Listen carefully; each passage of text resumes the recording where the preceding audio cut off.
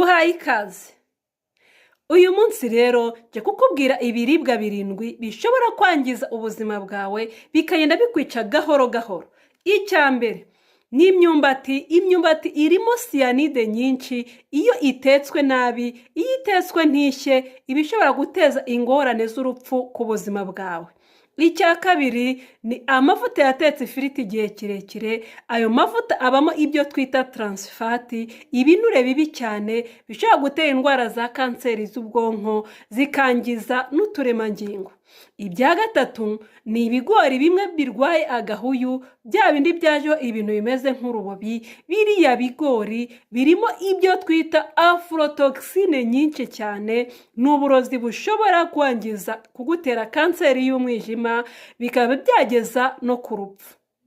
Icya kane ni ibirayi bya bindi byahinduye ibara rigasa n'icyatsi.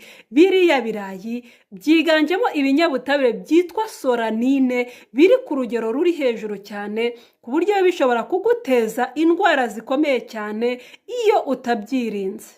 Icya gatanu ni ibiryo byabitswe igihe kirekire muri firigo. Biriya biryo biba bishobora kuzamo amabagiteri menshi, bikazamo amamikorobe menshi, ku buryo ashobora kukwangiza. Niba ukeneye kurya ibiryo byiza, gerageza ubibike kuva ku munsi wa mbere kugeza ku munsi wa 4 gusa, ndavuga ibiryo bitetse.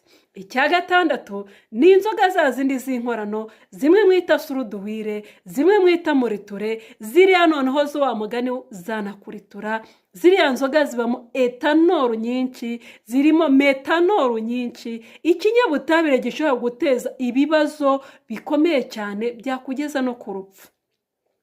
Biriya binyabutabire birimo bishobora guteza ingorane ku bwonko.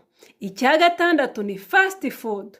Ni ibiryo byiganjemo amavuta menshi cyane, bishobora kugutera umubyibuho ukabije cyane, kugira ngo uzawukontorore wongere ugaruke ku rugero rwiza, bikongera kandi bikakugora. Gerageza ubyihorere, ugerageza kurya ibiryo bikwiriye bibasha gufasha ubuzima bwawe, maze ukabaho umeze neza utekanye. Uri kumwe na muganga Theophila kuri channel Miss Theoni, mu kiganiro kirambuye kivuga ku ibiribwa 7 byiganjemo uburozi byakugeza no ku rupfu. Wibuke gukora subscribe.